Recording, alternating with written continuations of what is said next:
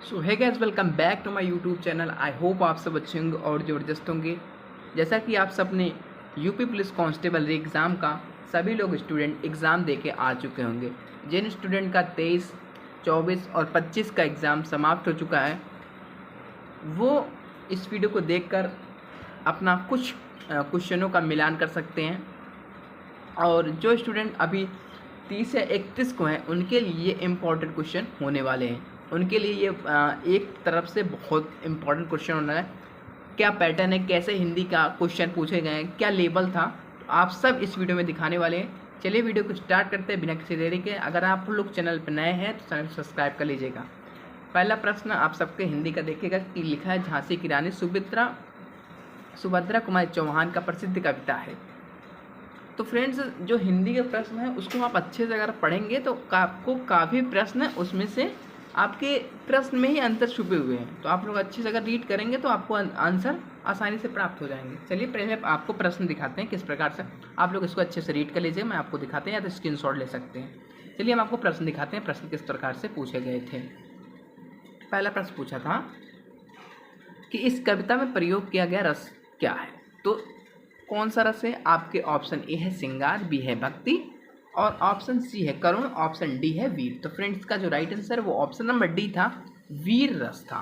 अगला प्रश्न पूछ रहा था कवयित्री का अधिकांश रचनाएं हैं। तो कवयित्री का अधिकांश रचनाएं क्या थी, वो सब आपको पता है कि वो देश के लिए लड़ी हुई थी, तो उनका क्या होगा, देशभक्ति पूर्ण। अगले प्रश्न और चलते हैं। अगला प्रश्न पूछ रहा है खूब लड़ी मर्दानी व झांसी तो रानी वाली थी में मर्दानी शब्द का अर्थ क्या है। तो मर्दानी शब्द का अर्थ होता है फ्रेंड वीरांगना। क्या फ्रेंड्स? वीरांगना। चलिए अगले प्रश्न चलते हैं। अगला प्रश्न पूछ रहा उपयुक्त पद्यांश का सही शीर्षक हो सकता है। तो सही शीर्षक क्या होता है? इसकी राइट आंसर है ऑप्शन नंबर बी, झांसी की रानी।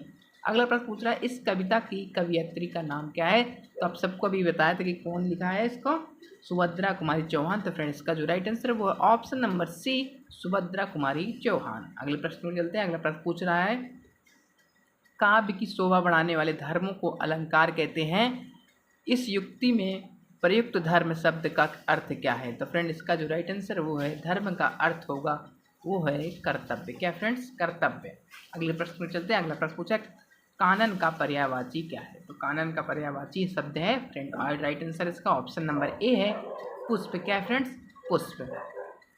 अगला प्रश्न पूछ रहा है कि क्रांति शब्द युग्म का सही अर्थ क्या है। तो फ्रेंड्स, का जो राइट आंसर है वो है ऑप्शन नंबर सी, चमक और थकावट। क्या फ्रेंड्स? चमक और थकावट। अगला प्रश्न पूछा आधी व्याधि शब्द का युग्म आधी का अर्थ क्या। मतलब फ्रेंड्स, का जो ऑप्शन नंबर सी है, इसका जो राइट आंसर है वो ऑप्शन नंबर सी, आधा। क्या फ्रेंड्स? इसका राइट आंसर है आधा। अगले प्रश्न को चलते हैं। अगला प्रश्न आप स्क्रीन पे ये रहा। अगला प्रश्न फ्रेंड पूछा था कि मुझे बारिश में भीगना पसंद है, किस सर्वनाम का उदाहरण है। तो किस सर्वनाम का उदाहरण है, इसका जो राइट आंसर है फ्रेंड्स वो ऑप्शन नंबर बी, उत्तम पुरुष। क्या फ्रेंड्स है? उत्तम पुरुष। अगले प्रश्न में चलते हैं। अगला प्रश्न पूछ रहा है निर्वासित में कौन सा प्रत्यय है। तो निर्वासित में कौन सा प्रत्यय है, आप सब हमें एक बार कमेंट करके बता सकते फ्रेंड। इसका जो राइट आंसर है वो ऑप्शन नंबर बी, इत। क्या है फ्रेंड्स? इत। अगले प्रश्न चलते हैं। अगला प्रश्न पूछ रहा है, प्रश्न नंबर 87 था ता वर्ग का ध्वनियों का उच्चारण स्थान है। आपके ऑप्शन ए है मूर्धन्य, बी है नासिक्य और सी है दंत्य और ऑप्शन डी था तालव्य। फ्रेंड्स, का जो राइट आंसर है वो ऑप्शन नंबर सी, दंत्य। अगले प्रश्न में चलते हैं। अगला प्रश्न पूछ रहा है वह लाचार है क्योंकि अंधा है, इस वाक्य में कौन सा अव्यय है। तो कौन सा अव्यय है फ्रेंड? इसका जो राइट आंसर है वो है ऑप्शन नंबर ए, संकेतवाचक। अगले प्रश्न में चलते हैं। फ्रेंड्स, आप लोग जो स्टूडेंट एग्ज़ाम दे चुके हैं हिंदी का, ये 23 तारीख सेकंड पाली का है, तो आप लोग अच्छे से मिलान कर लीजिएगा। और जो स्टूडेंट 30 या 31 के लिए जा रहा है वो लोग इस वीडियो को बिल्कुल एंड तक देखिए, बिना स्किप किए, क्योंकि जो हिंदी का प्रश्न का लेवल है पिछले साल से काफ़ी चेंज किया है। तो आप लोग इसको अगर अच्छे से देख के जाएंगे तो आपके लिए काफ़ी अच्छा नंबर लाने वाला है। चलिए अगले प्रश्न चलते हैं। अगला प्रश्न पूछ रहा है कि निम्नलिखित में कौन सा वाक्य शुद्ध रूप में चयन कीजिए। तो फ्रेंड्स, का जो राइट आंसर था पहला ऑप्शन था मैं गाने का शौक कर रहा हूँ। ऑप्शन बी है मैं गाने का कसरत करता हूँ। फ्रेंड्स, तो गाने की कसरत किया नहीं जाता। गाने का क्या किया जाता है? अभ्यास। तो मैं गाने का अभ्यास करता हूँ। तो फ्रेंड्स का जो राइट आंसर वो ऑप्शन नंबर सी होगा। अगले प्रश्न में चलते हैं। अगला प्रश्न पूछ रहा है अभय उभय शब्द युग्म का सही अर्थ है। तो फ्रेंड्स का जो राइट आंसर है वो है ऑप्शन नंबर बी, निर्भय दोनों। अगले प्रश्न में चलते हैं। अगला प्रश्न पूछ रहा है माघ फागुन में पड़ने वाले ऋतु के लिए एक शब्द क्या होगा? तो फ्रेंड्स का जो right answer option number D में था, ग्रीष्म। अगले प्रश्न में चलते हैं। अगला प्रश्न पूछा है निम्नलिखित में कौन सा शब्द विशेषण है? तो कौन सा शब्द विशेषण था? इसका राइट आंसर जो था वो ऑप्शन नंबर डी था, चुपचाप। अगले प्रश्न में चलते हैं। अगला प्रश्न आप सबके स्क्रीन पर लगा है, अभिज शब्द का समभिन्नार्थक शब्द क्या है? तो आप लोग जल्दी से एक बार हमें, अगर आपको पता है तो कमेंट करके बता सकते हैं। एक बार हमें, अगर आप वीडियो कहीं से भी देख रहे हैं, जो भी स्टूडेंट इस वीडियो को हमारा देख रहा है, एक बार प्यार सा कमेंट कर दीजिएगा जिस जगह से देख रहा। मैं अगर उसको 100% उसको ऐसा गिफ्ट देने वाला हूँ जो आप सबके लिए बहुत इंपॉर्टेंट होने वाला है। एक बार आप जो भी स्टूडेंट इस वीडियो को देखता है, अगर कमेंट कर रहा है, उनका कमेंट सेलेक्ट किया जाएगा, उनको हमारी यूपी क्लासेस के टीम की तरफ से उन्हें गिफ्ट दिया जाएगा। इसका जो राइट आंसर है जल्दी से आप लोग बता दीजिए। अभी शब्द का इसका जो राइट आंसर था वो है विशेषज्ञ।